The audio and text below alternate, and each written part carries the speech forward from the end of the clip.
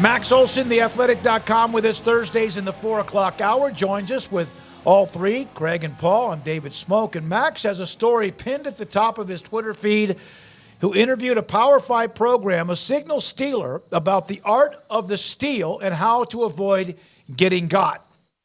Max, this story has obviously taken over college football. You've done this story. Can you kind of share some of that with us that we haven't read yet from you? Yeah, no, I'm prepared to reveal that I didn't know. So you guess it was. I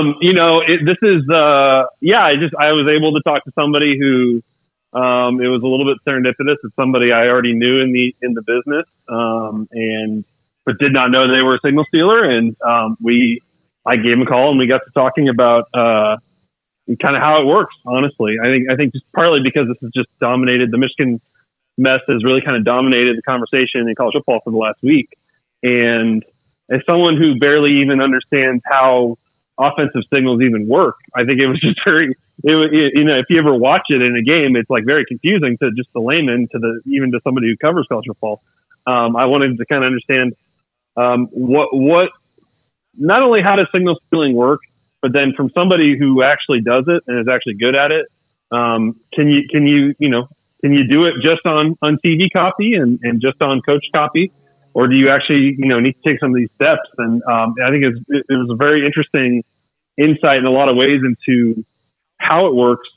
This person broke down the Ohio State Michigan clip that went viral this week, and helped me kind of understand what are you seeing there, what's problematic there for Ohio State.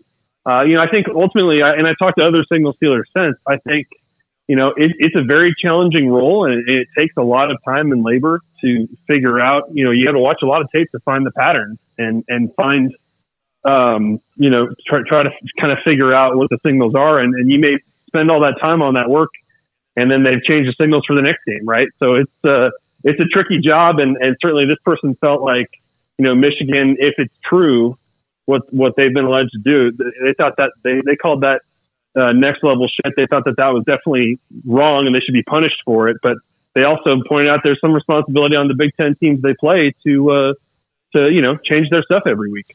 Yeah, that's the kind of the whole weird thing about this to me, Max. And by the way, if you've known this guy and didn't know he was a signal stealer, clearly he's a damn good one. Absolutely. Yeah. But if you're a good signal stealer, you don't want a reputation for being a good signal stealer, because then people are going to change their stuff every week. Yeah. That's where Connor Stallion's problem comes in now. He can't get another job doing this because everybody knows, like, whatever staff he goes to, well, that's what he's there for. And Michigan is going to have a hard time every week going forward here, right? I mean, you already saw it against Michigan State. Michigan State went to huddling on offense just to try to mess with Michigan. I think everyone they play going forward, they're going to know, okay, Michigan's up to stuff. Michigan may have gone to some of our games. We got to be extremely careful. Yeah. But this does seem, after hearing this from your column, that you can do this other ways successfully, and B, Michigan is really, really good anyway. It seems like they've gone to unnecessary lengths to do this, which to me makes this not only scandalous but embarrassing. Yes, I think everyone I've talked to fully I don't think people look at this and say, well, see, Michigan was just tricking us this whole time. Like, I think people know Michigan has a very good football team, very good roster. They definitely had playoff caliber teams. Now, if you've got the information, the intel that they gathered, allegedly, based on my conversations with signal stealers, that makes a massive difference. One of them I talked to said to compare it to shooting fish in a barrel. If you've got what they are alleged to have. Now, that doesn't mean that you can still go into games and people change their signals and it doesn't work. You can play fast tempo teams and not be able to steal the signals and make a change fast enough to make a difference. It doesn't automatically mean you win every game because you've got this stuff. But that is the really tricky thing, is like Michigan obviously has put in a lot of they've done a great job in recruiting, right? They've also they have good coaches. They've built a winning program. And so you talk to people and they're kind of baffled about going to these lengths because you don't need to do it to be good at signal stealing, and B, getting caught. I mean, I think there's just aspects of getting caught in this that are just like, stunning to people to put, to buy tickets in your own name and stuff like that. It's just like, what were they thinking? Max, what was the most interesting outcome last week, in your opinion? Ooh, I mean, I think I was at Ohio State, Penn State. That was, that was a fight. That was a brawl. And I thought that was, Columbus was awesome. That's a really cool place to watch a game. I was really impressed by Ohio State. I think that's a really good team. I think probably the most interesting was probably still USC against Utah. That was probably the most thrilling finish I saw among a bunch. And, I think it's, if you've watched Lincoln Riley's teams in the Big 12, like in some ways you're kind of not shocked. If you looked at the schedule before the season and all of the really, really tough games they've got that they haven't even played yet in November, you kind of felt like, man, they're going to have to win a lot of really, really big games just to get to the Pac-12 title game and get to the playoff. But still, it's like, man, it's still wild to me that they've kind of blown this opportunity they had with the best player in college football over the last 2 years. And really a credit to Utah, and tells you what the Big 12 is in for when they come to town. Man, that for what they did, with a safety playing running back, with the walk-on quarterback in Bryson Barnes, it tells you Kyle Whittingham really is one of the best in the business. And man, what a disappointment from SC. And now can the Utes run it back another week in a row and take down the Ducks at home? So that right. Plays into them. But what do you think of this matchup? Yeah, it's a really interesting one. I mean, you've got, especially when you've got the emotional high of what Utah just did, and you've got Oregon, coming off a pretty dominant win over Washington State. Last week, the athletic staff, we had a chance to kind of redo our playoff predictions for the rest of the year. And honestly, guys, I have Oregon in the Final Four. Like, I think Oregon's one of the best teams in the country still, despite the loss to Washington. And so,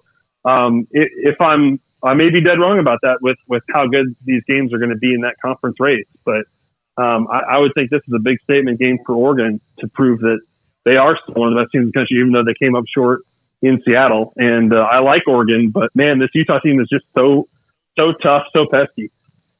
Yeah, they just don't blink much. They lose a game, but they don't blink much, and they don't stop who they are, even like what they did a few weeks ago when we saw them. They don't stop being who they are. Right. They don't panic and get out of who they are. Their personality just never seems to change. No, and I think it's easy to forget or overlook a little bit. I know we've talked about it in the past, but like, you take a lot of top 25 teams and you take Cam Rising off out of the picture, and they're not having a winning season. You know what I mean? Like, it's just like that guy is really good. He's one of the best in the Pac-12, one of the best in the country. And so when you add up what they haven't had, and yet they're still finding a way. And yeah, when they played Baylor, it didn't look great at times, right? I mean, they were scrappy and they found a way, but that's the testament to a great coaching staff. Is you're missing a lot of things haven't gone right, but your team is still overall getting better over the course of the season. Max, how many games does Dabo Swinney have to lose to change his mind about the transfer portal and NIL? I haven't heard him come out and say it yet, but I'm guessing we're there, right? Close. They've lost 3 games before November 1st, so I would say he's got to be in as panicky mode as he can get. No, I probably should do this. You'd have to break down the Clemson roster and say, okay, here's how many seniors they're losing. Here's how many commits they have. It would be hilarious if Dabo is like open to it, but they only have room to like take 5 this year or something like that. But I think that, and he's certainly not a guy that tries to run guys out of his program. He wants retention and stuff like that. So even if they totally change their mind, I wouldn't be that surprised if they didn't take that many transfers. I mean, ultimately you can do it like Georgia or Alabama or Texas or some of these schools where you kind of just pick off a couple premium guys at positions of need or spots where you need a better starter. I would think, especially if Clemson is just like straight up not really very relevant in the national conversation here in November, like I would think that's going to drive Dabo crazy a little bit. And certainly, if they're not in the ACC title game, like, yeah, you've got to take a look at your whole program. And that is one easy area to reconsider. We were so close to seeing a monumental upset in Houston last week, but the Longhorns get it done. Not though without some issues moving forward. Max, what's your I guess, anticipation level for what we might see from Malik Murphy and what all that means, and the possibility that the big debut of one Arch Manning couldn't be far behind, just depending on how things play out.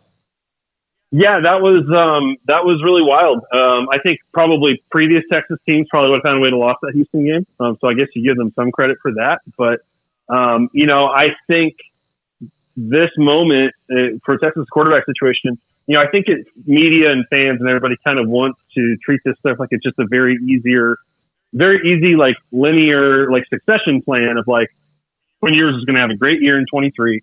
He's going to go pro, be a high draft pick, and then those guys compete for the job, and Arch or Malik wins it, and the other guy goes off and starts somewhere else, right?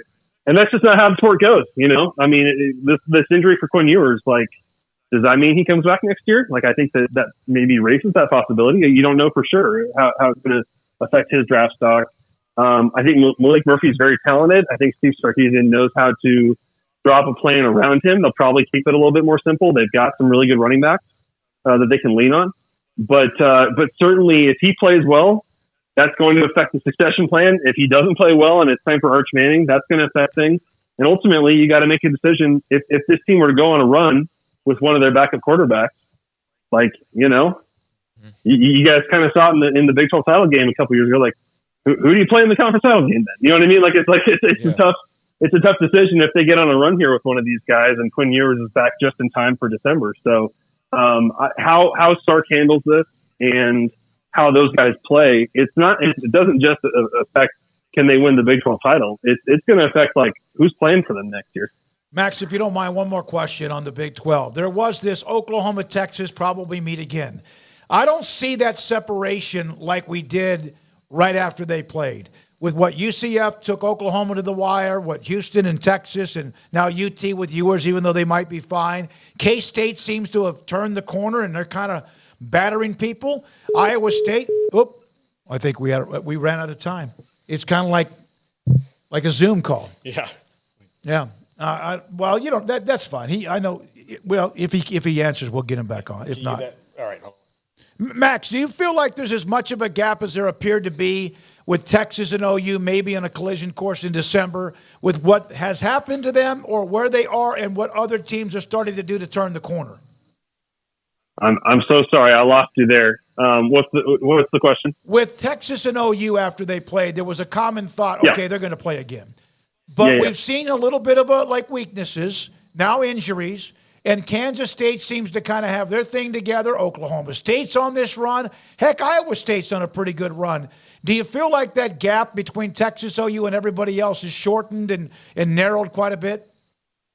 I do. Yeah, I think if you take Quinn Ewers out of the picture here, is it possible that Texas can lose 2 Big 12 games? Yeah, I think that's definitely possible. Might even happen this week. We'll see. I think that there's quite a few teams that are in the mix here. I don't know. I would almost be a little surprised if Oklahoma ran the table too in conference play. Mm-hmm. That would be extremely impressive if they did, but I'd be a little bit surprised. So yeah, I think if you're Iowa State, which will shock people, but I think if you're Iowa State, Oklahoma State, Kansas State, you're all 3-1 right now. You're kind of feeling like we're in this thing, and it's not impossible that you could string together some wins here and be really relevant in that conversation. And I think even the next tier down, some of the 2-2 teams are definitely not dead yet. Like, I think I get it from the talent standpoint and from how good Red River was that you feel like those are the class of the conference. But as the Ewers injury shows you, like, weird stuff's going to happen. Max, Grippo's barbecue flavored potato chips. You took those from Ohio and sent them to Ari? Yeah, I'm a good friend like that. And you know what? Marvin Harrison Jr. had his own brand of Grippo's barbecue chips out there. They were hot honey barbecue. They were unbelievable. So I'm not saying that I'm going to give him my Heisman vote because of that, but it's a factor. Hey, look, Max, if you come down to it's Marvin Harrison 1 and somebody else 1A, I say the guy with the good chips. Yeah. I mean, right? Well, here's the thing. You know, Luther Burton at Missouri also has a bag of chips. So if it comes down to those two, I'm going to have to go out and drive down to Missouri and get some Luther Burton chips. Well, I will not be bought by that. But if there's any kind of ice cream, then perhaps that might do it. Listen, ice cream will do it. Okay, that's why good to Max know. is big time. Yeah, because he goes the extra mile. Yeah, we need to just communicate that to like Michael Penix or one of these guys. That, hey, if you can get some ice cream going, Smokey's interested. I'm glad I don't have to vote this week, although it always kind of goes up and down because it's been kind of fun to watch these guys have their say. Thank you, Max. Appreciate your time as always.